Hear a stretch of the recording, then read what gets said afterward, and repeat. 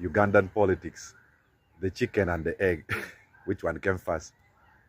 Some say the egg came out of the chicken.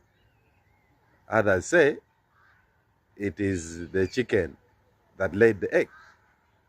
So, someone spends 200 million to win an election, bribing voters. And even the voters say, so and so does not have money, the other one has more money. Now, when someone comes to parliament after spending 3 billion shillings, 3 billion, and the salary of an MP for 5 years, every payment cannot reach 2 billion shillings. I'm talking as an authority. So where do you expect the MP to get the additional money from?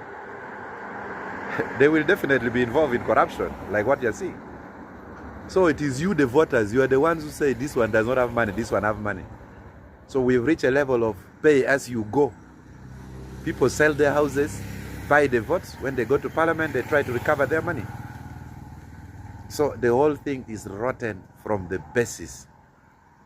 The commoditization of democracy, where people give groceries, sweets, food to win election.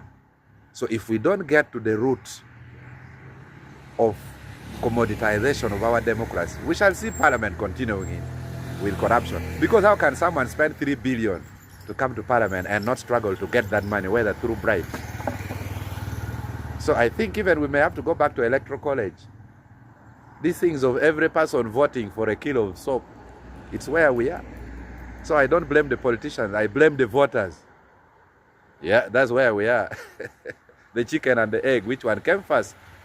This is a philosophical question. Ask me my answer. I would definitely say there is no way the egg could have not come out of a chicken. There is no way. The egg cannot come out of a buffalo. Let the debate begin.